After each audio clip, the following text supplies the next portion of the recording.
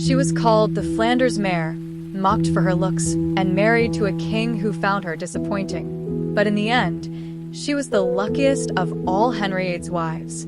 This is the story of Anne of Cleves, the queen who turned rejection into power, respect, and peace, and was born in Dusseldorf, Germany, in 1515, a noblewoman and daughter of John III, Duke of Cleves. Her education was simple, focused on religion and household duties, and she spoke only German when she arrived in England. But her life was about to take a royal turn. After the death of his third wife, Jane Seymour, King Henry VIII was looking for another marriage, not for love, but for politics. England had broken away from the Catholic Church, and Henry's chief minister, Thomas Cromwell, sought an alliance with the Protestant states of Germany.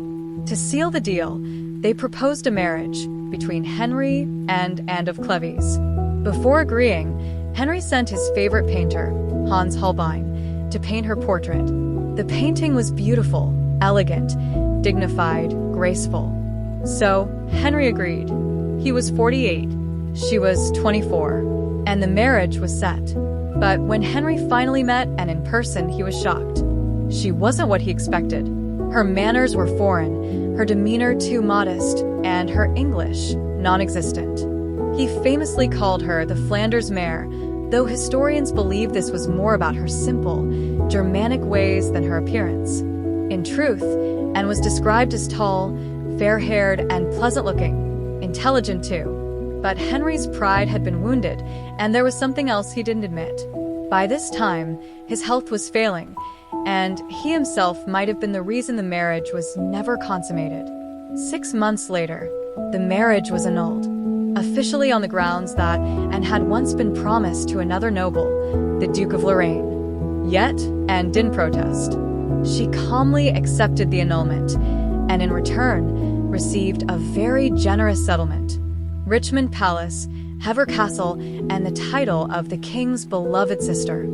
Unlike Henry's other wives, she kept her head, her wealth, and her freedom. After the annulment, Henry grew fond of Anne. He often visited her, they played games, and she became a trusted member of his inner circle, and formed good relationships with Henry's daughters, Mary and Elizabeth, even attending Mary's coronation years later. She lived as a respected, independent woman, kind to her servants, generous to those around her.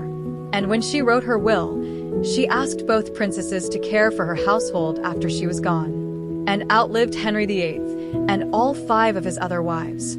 She died in 1557 at the age of 42, likely from cancer. She was the only one of Henry's wives to be buried in Westminster Abbey, among kings and queens.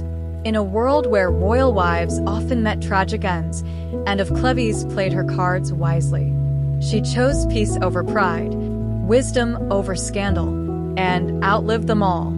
She may not have been the queen Henry desired, but she became something far greater, a woman who survived the king. Thanks for watching. If you enjoyed this story, don't forget to like, subscribe, and share it with someone who loves history told with heart.